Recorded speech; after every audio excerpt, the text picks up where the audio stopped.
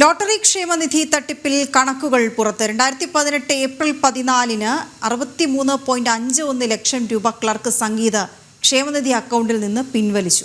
15 ലക്ഷം രൂപ സംഗീത സ്വന്തം അക്കൗണ്ടിലേക്കും മാറ്റി. 58 ചെക്കുകളിലൂടെ 1.14 കോടി രൂപ തട്ടിയെടുത്തു. ബോർഡുമായി ബന്ധമില്ലാത്ത സുനിൽ എന്നയാളുടെ പേരിലും 1 കോടി രൂപ തട്ടി. അക്കൗണ്ട് മാറ്റിയിട്ടും പഴയ അക്കൗണ്ടിൽ പണം എത്തിയത് എങ്ങനെയെന്ന ചോദ്യത്തിൽ ക്ഷേമനിധി ബോർഡിന് പക്ഷേ ഉത്തരമില്ല. ജനം ബ്രേക്കിംഗ്. പ്രജിത് മോഹനൻ ചേരുന്നുണ്ട് വിവരങ്ങളുമായി. പ്രജിത്ത്, ഈ തട്ടിപ്പിൻ്റെ വിശദാംശങ്ങൾ വരുമ്പോൾ എന്തൊക്കെയാണ് വ്യക്തമാകുന്നത്? എങ്ങനെയാണ് ഈ സംഗീത പണം തട്ടിയെടുത്തത്, വിവിധ അക്കൗണ്ടുകളിലേക്ക് മാറ്റിയത്?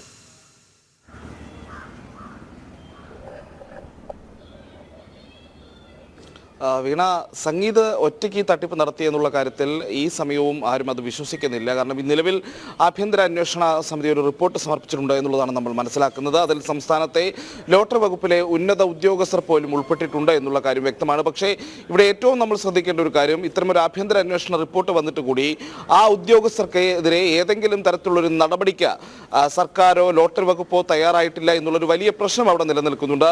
അത് നിലനിൽക്കുമ്പോൾ തന്നെയാണ് ഇപ്പോൾ ഈ തട്ടിപ്പ് നടത്തിയതുമായി ബന്ധപ്പെട്ടുള്ള കണക്കുകൾ ഇതുവരെ കണ്ടെത്തിയിട്ടുള്ള തട്ടിപ്പിന്റെ മുഴുവൻ വിവരങ്ങളും നമ്മളിപ്പോൾ പുറത്തുവിടുന്നത്. ഇതിൽ 2018 ഏപ്രിൽ 14-ന് 63.51 ലക്ഷം രൂപ സംഗീത അക്കൗണ്ടിൽ നിന്ന് പിൻവലിച്ചു. ആ പിൻവലിച്ചത് ആണ് തട്ടിപ്പിന്റെ ഇപ്പോൾ രേഖപ്പെടുത്തിയിരിക്കുന്ന കണക്കുകളിൽ, അല്ലെങ്കിൽ ഇപ്പോൾ പുറത്തു വന്നിരിക്കുന്ന കണക്കുകളിൽ ആദ്യത്തെ തട്ടിപ്പ് എന്നുള്ളത്. പിന്നീട് 15 ലക്ഷം രൂപ സ്വന്തം അക്കൗണ്ടിലേക്കും സംഗീത മാറ്റുന്ന സാഹചര്യമുണ്ടായി. 2018-19 കാലയളവിൽ ഏതാണ്ട് 58 ചെക്കുകളിലൂടെ സംഗീത 1.14 കോടി രൂപ തട്ടിയെടുത്തു എന്നുള്ളതാണ് മറ്റൊരു കണക്ക്. ഇതിന്റെ വിശദാംശങ്ങളും വിവരങ്ങളും നമ്മളിപ്പോൾ പുറത്തുവിടുന്നുണ്ട്. അതിന്റെ ഡോക്യുമെന്റുകളും നമുക്ക് ലഭ്യമായിട്ടുണ്ട്. ഇതിൽ 2 തവണ നേരിട്ട് ക്യാഷും ബാക്കി എല്ലാ തവണയും സ്വന്തം അക്കൗണ്ടിലേക്കുമാണ് സംഗീത ചെക്ക് ഉപയോഗിച്ച് പണം മാറ്റിയത് എന്നുള്ളതാണ്.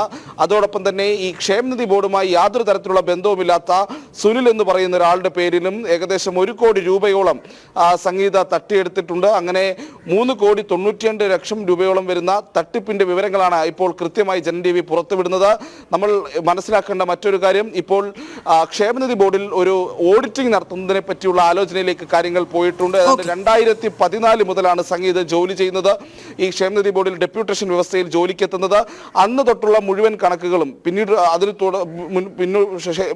മുമ്പുള്ള കണക്കുകളും പരിശോധിക്കപ്പെടുന്നുണ്ട്. പക്ഷേ സംഗീതെത്തിയ കാലം മുതലുള്ള കണക്കുകളിൽ കൃത്യമായ പരിശോധന എന്തായാലും ഉണ്ടാകും. അത് ഓഡിറ്റിംഗ് നടത്തുമ്പോൾ ഈ കൂടുതൽ തട്ടിപ്പുകൾ പുറത്തു വരുമെന്നുള്ള പ്രതീക്ഷയിൽ തന്നെയാണ് ഇപ്പോഴും ക്ഷേമനിധി ബോർഡ് ഉള്ളത്. അങ്ങനെയെങ്കിൽ ഇനിയും ഈ കോടികളുടെ കണക്ക് കൂടുമെന്നുള്ള കാര്യത്തിൽ തർക്കമില്ല. ഇപ്പോൾ ഏതാണ്ട് 4 കോടിക്കടുത്തെത്തി നിൽക്കുന്നെങ്കിൽ 5 കോടിയും 6 കോടിയും ഒക്കെ കഴിയാനുള്ള സാധ്യത തന്നെയാണ് ഇപ്പോൾ ക്ഷേമനിധി ബോർഡിലെ ഈ ഓഡിറ്റിംഗ് നടക്കുമ്പോൾ പുതിയ കണക്കുകൾ പുറത്തു വരുമ്പോൾ ഉള്ളത്. പക്ഷേ അപ്പോഴും പ്രധാനപ്പെട്ട ഒരു ചോദ്യം എന്ന് പറയുന്നത് ഈ ഉദ്യോഗസ്ഥർക്കെതിരെ നടപടിയെടുക്കാത്തത് എന്നുള്ളതാണ്.